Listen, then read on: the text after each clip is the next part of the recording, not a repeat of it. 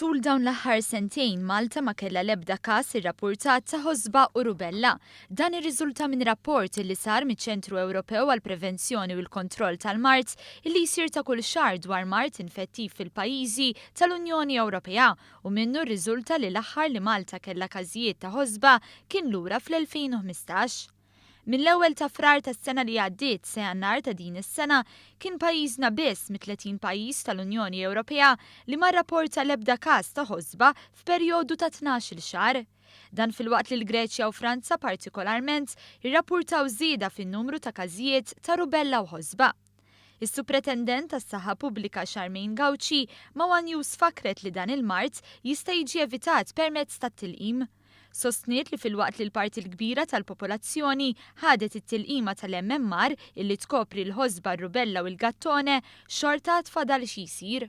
Infatti naraw li t-tilqim jikkaverja bort ieħor 90% tal-popolazzjoni tagħna.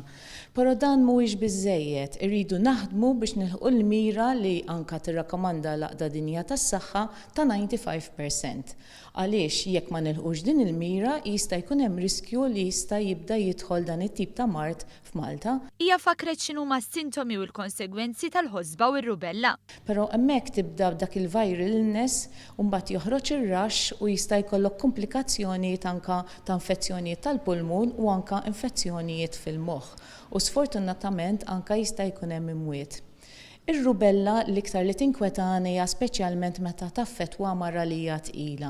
Għaliex jekk inti jkollok mara li hija tqila u tiġi infettata bil-virus tista' tgħaddi dan il-virus lit-tarbija tagħha u t-tarbija jista' titwieled ċertu komplikazzjonijiet dak li ngħidulhom il-congenital rubella syndrome fejn il-baby jista' jkollu komplikazzjonijiet fil-qalb, fil-widnejn u anke fil-moħħ. Charmaine Gauci żiedet tappella lil ġenituri għat-tilqim lit-tfal tagħhom għax sostniet li t-tilqima hija sikura u tista' tevita komplikazzjonijiet ta' mart u saħansitra anke mwiet.